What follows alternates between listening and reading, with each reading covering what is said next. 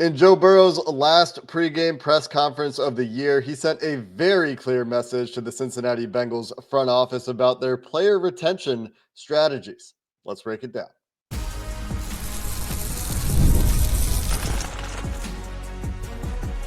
You are Locked On Bengals, your daily Cincinnati Bengals podcast.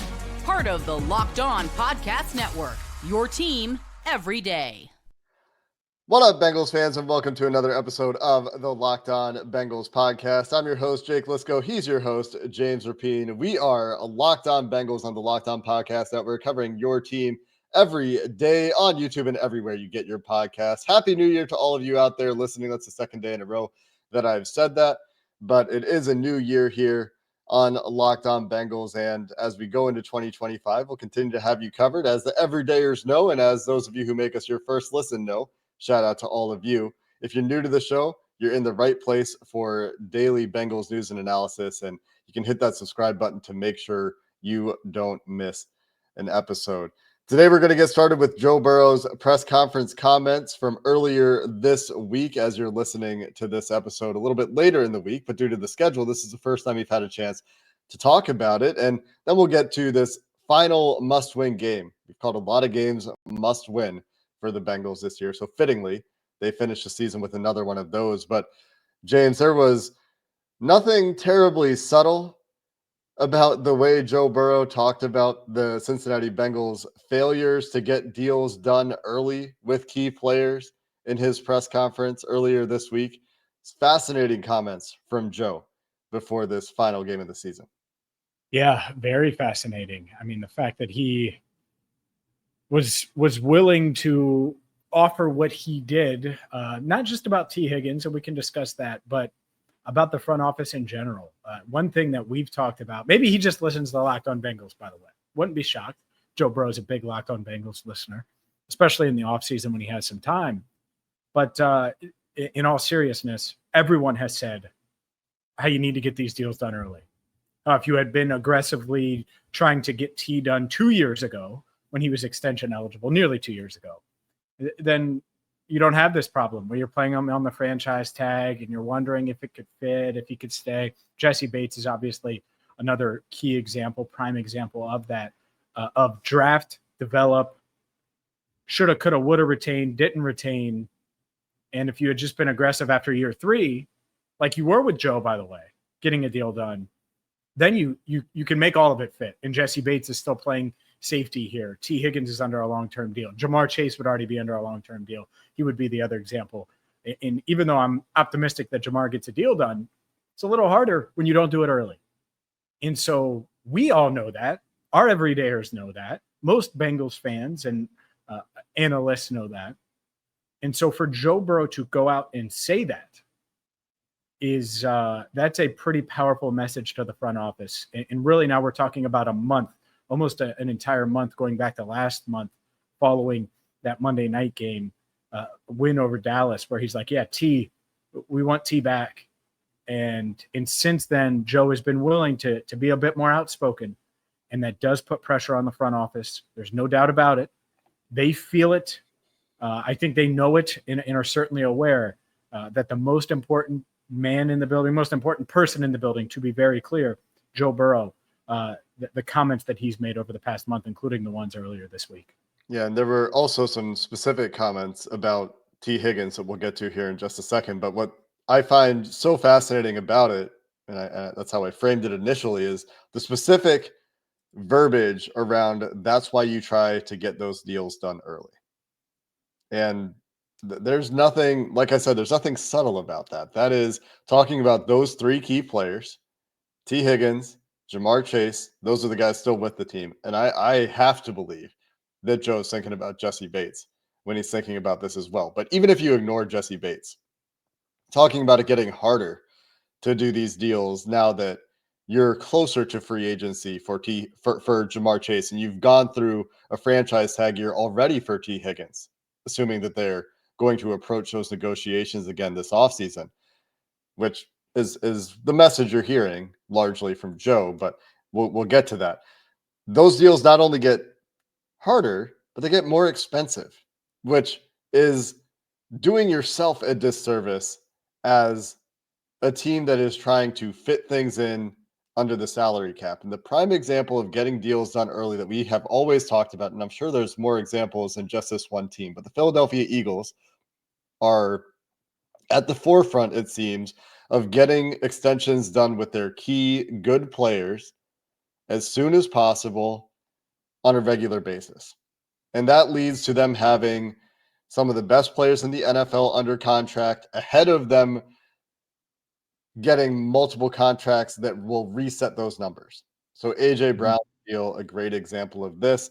Multiple deals come after that elevate the ceiling in the wide receiver market.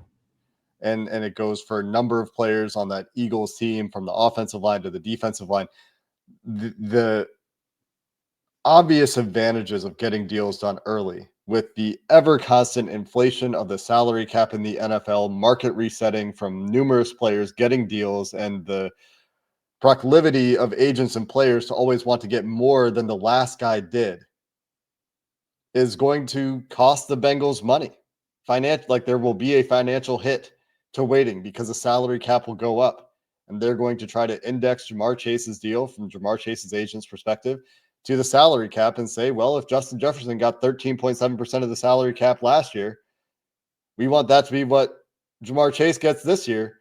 And guess what? 13.7 of 295 million is a lot more than 13.7% of 250 million.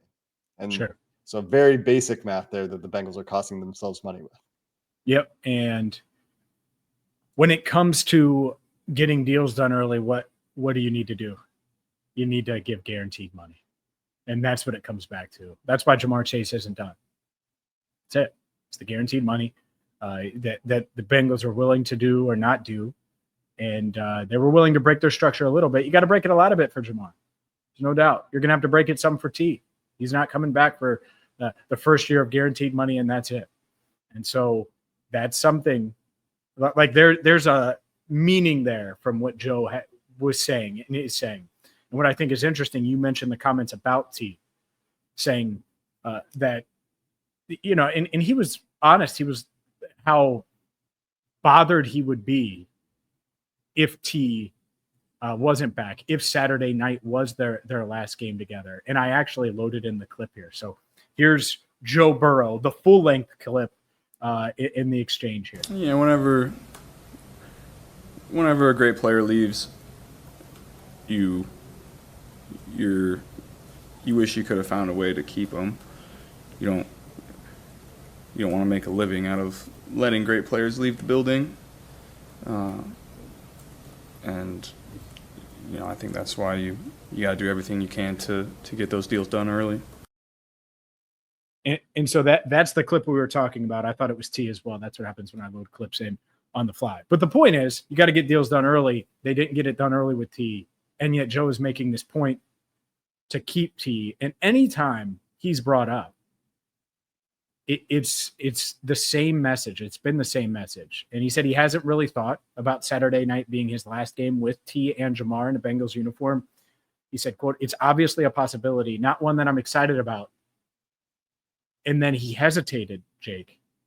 And I do think it matters that he hesitated, thought about it, and said, but that's not in the plans, I would say.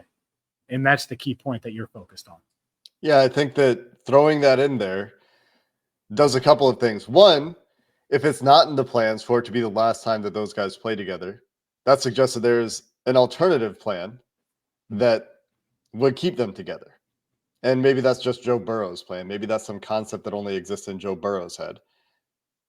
But if it were only in Joe Burrow's head, I'd be a little bit surprised for him to say it the way he said it in that press conference. The other thing that does is it once again publicly affirms the face of the franchise, the guy that's dragging them as best he can into this final must-win game with slim playoff hopes alive,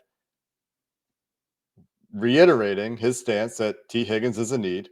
T. Higgins should be part of this team in the future, and that is the plan for me. Even if it's not some other plan that exists that he's aware of. The plan for me involves keeping T and categorizing him, obviously, as one of those great players you don't want to let leave, and one of those deals you should have gotten done early. Mm-hmm. Yep. And that's why I'm going into this offseason, whether it begins Saturday night, Sunday, or in a month and a half, expecting the Bengals to get something done with T. Higgins. And I think that's fair to say. Again, Joe is the most important person in the building.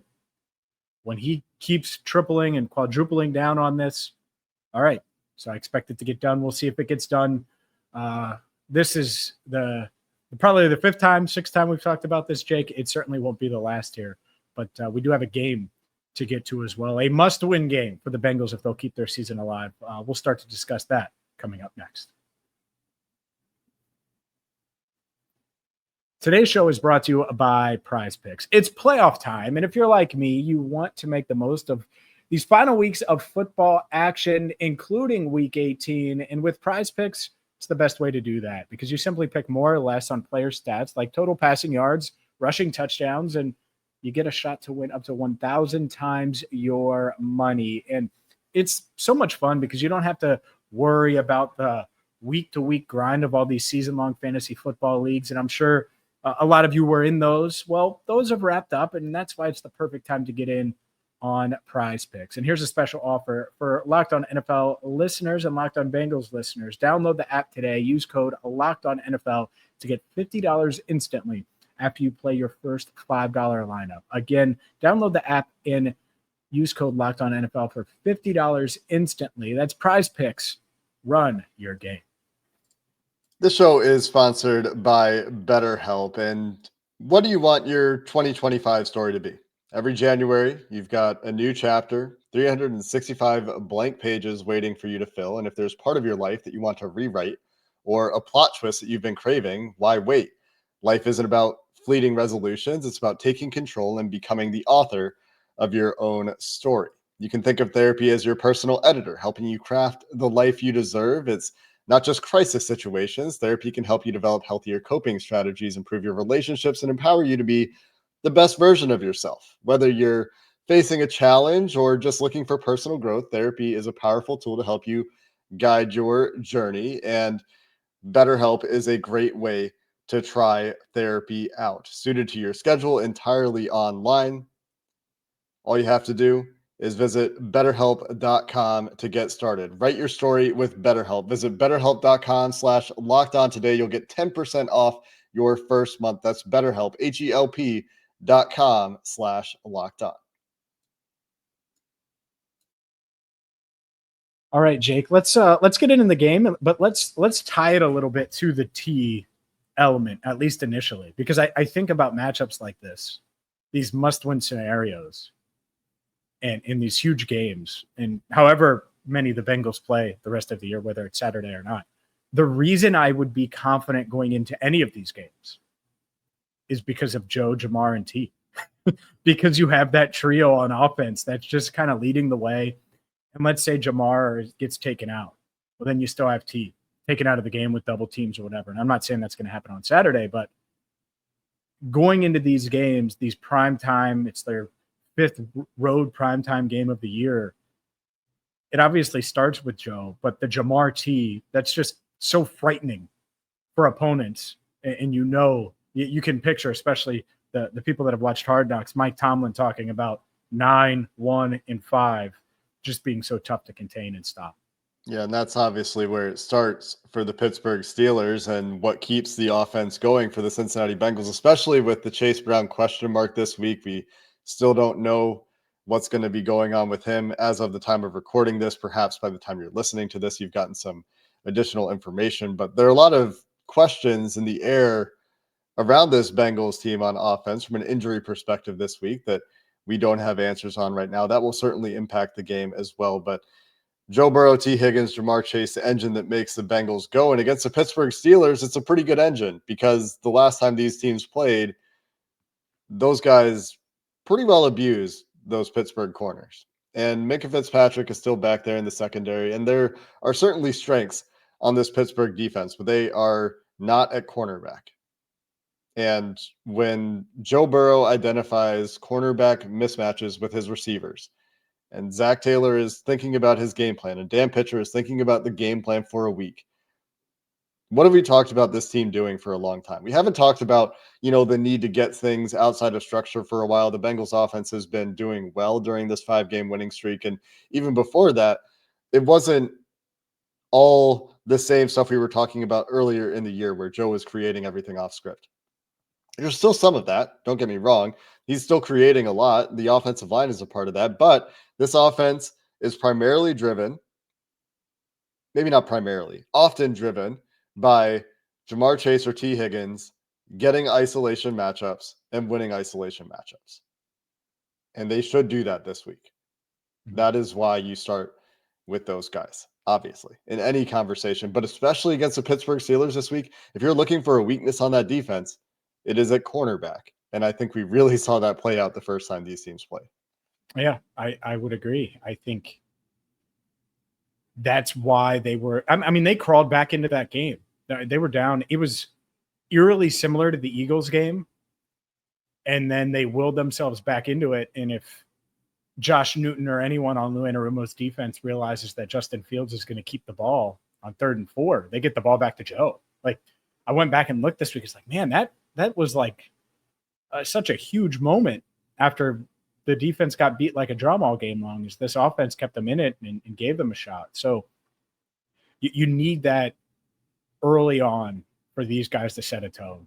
And if they can do that with less than 100% Amarius Mims and less than 100% Orlando Brown Jr. or Orlando Brown Jr. and I think it might be Cody Ford at right tackle. I saw him get some reps in practice this week. I think that would be interesting if that's the case, especially with Devin Cochran, because that means that Cordell Volson would be at left guard. Like, the whole thing, it impacts a few different spots if you go that route. So we'll see. Hopefully it is Amarius and he feels confident. It's going to be super cold.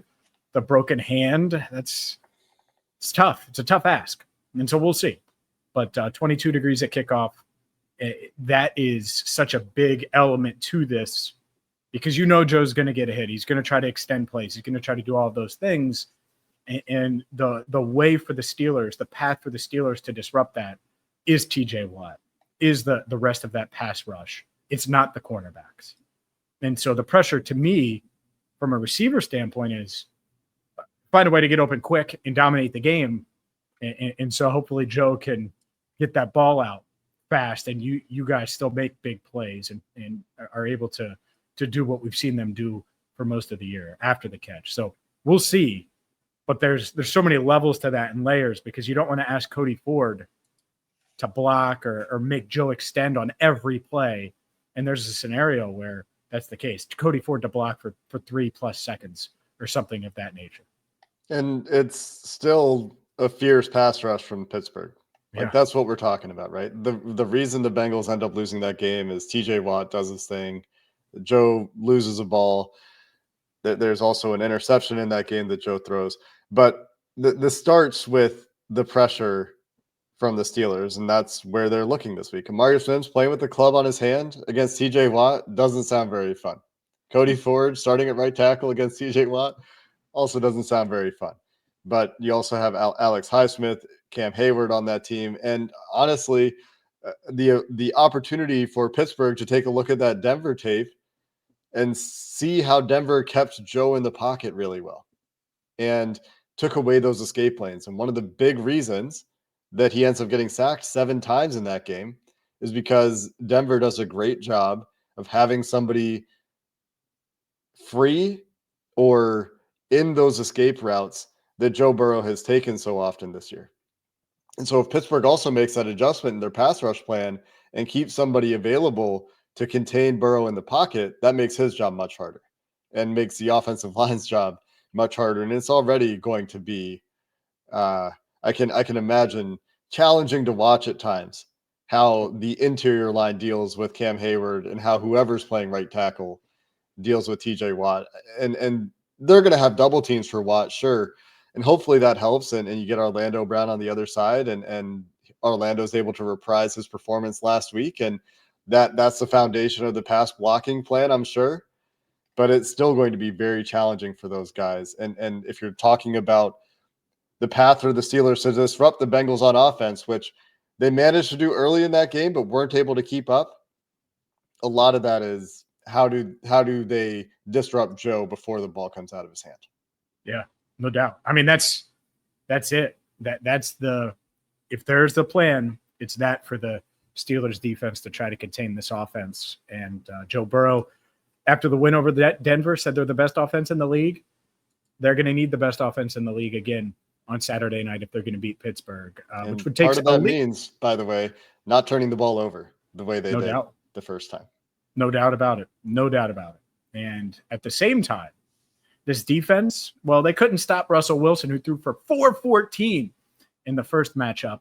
They're going to need to force some turnovers and not give up 414 passing yards to Mr. Wilson. We'll dive into that side coming up next.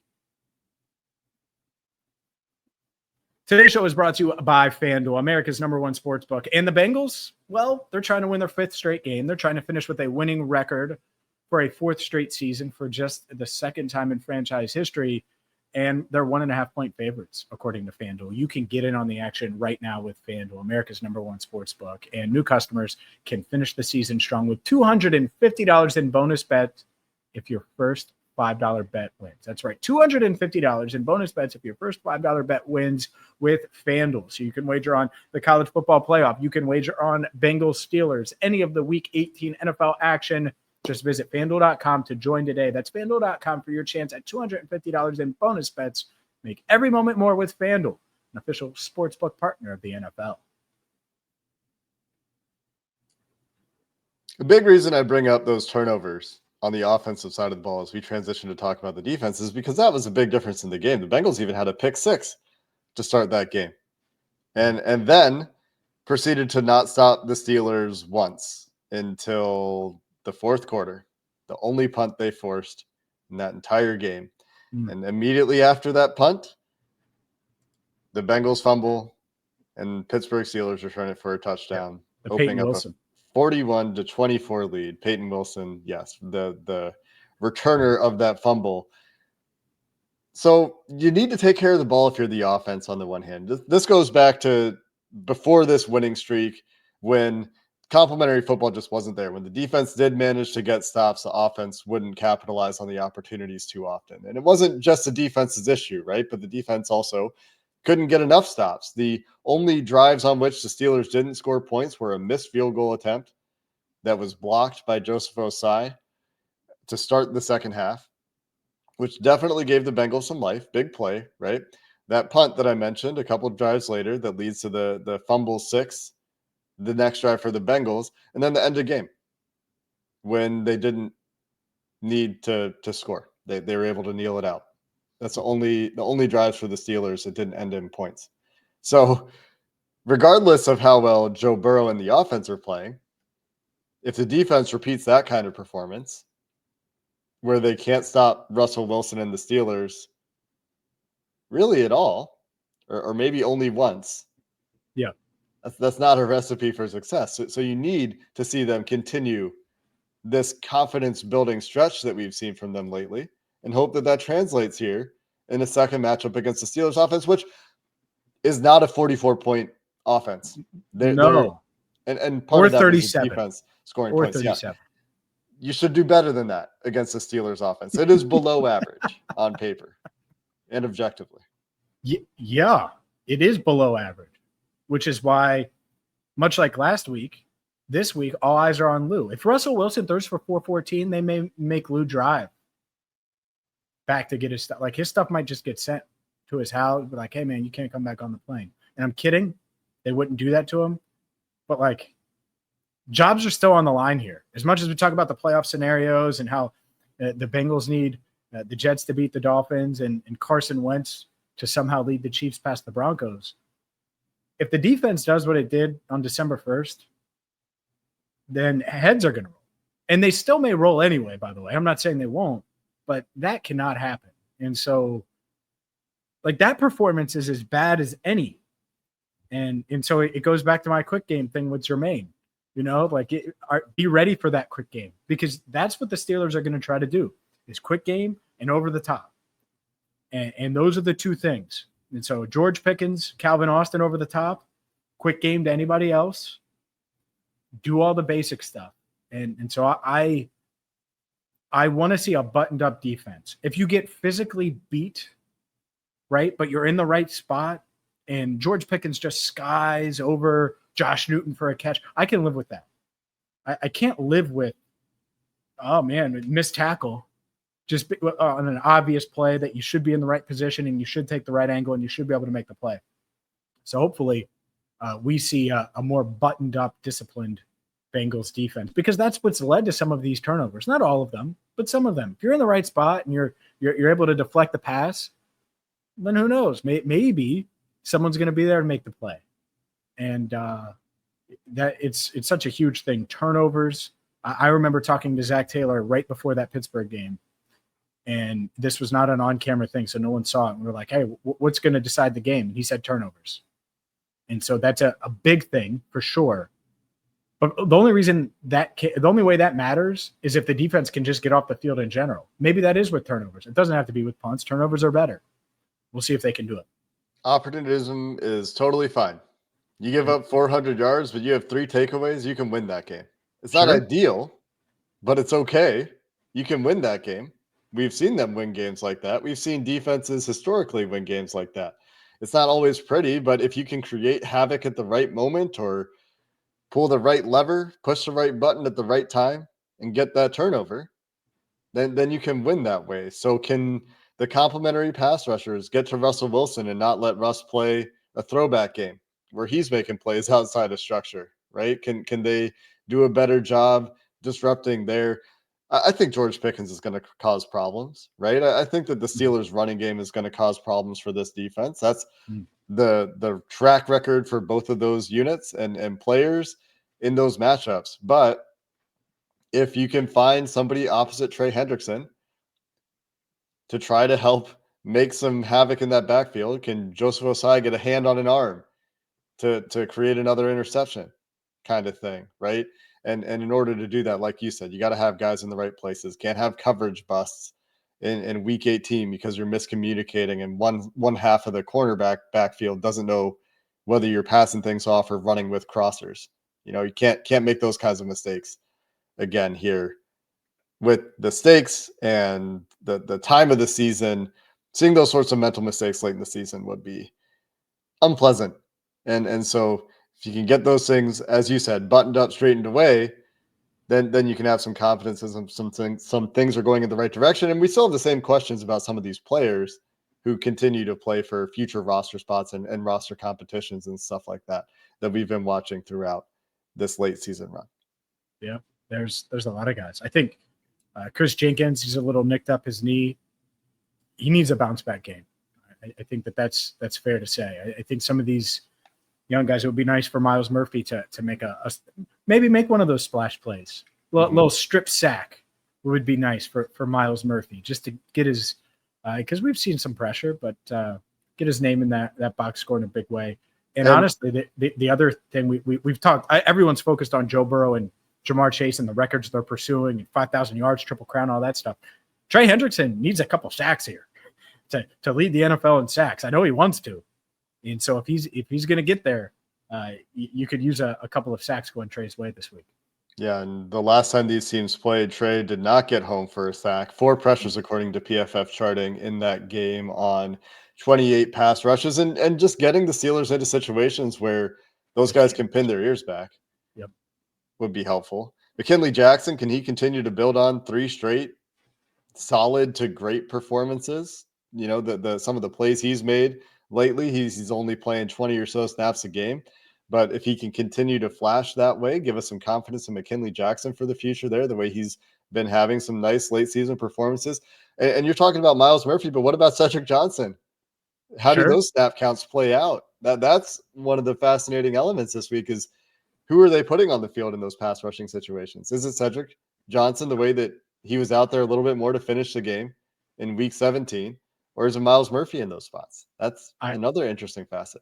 I joked with Cedric. I was walking to practice on Wednesday and joked with Cedric because it was kind of chilly. It's the weather turned here, Jake, from December 31st to January 1st, where it was like 50 and unseasonably warm to like 30 and it felt 20 and it was really cold. They were practicing outside. So we're walking out to practice and you could just hear him like kind of shiver, like not shivering, but just like adjusting his body. And it's going to be super cold on Saturday night. And I was like, hey man, it's warm out here. And he was like, yeah, I wish. So he's going to have to get ready, because it's going to be even colder on Saturday night. And I'm sure he will be, by the way. But it definitely felt colder because it was so unseasonably warm here over the past week or so. Yeah, you haven't had the acclimatization period. That's right. It's just that sharp change. We will be with you after the Saturday night football game either way, when we know whether Sunday will matter, whether we're going to be watching on the edge of our seats some of those late window Sunday games that the Bengals may or may not need, depending on how Saturday goes. And we'll have those takeaways for you here on Locked On Bengals after the game. Until then, thanks for watching this episode. Hoo day, and have a good one.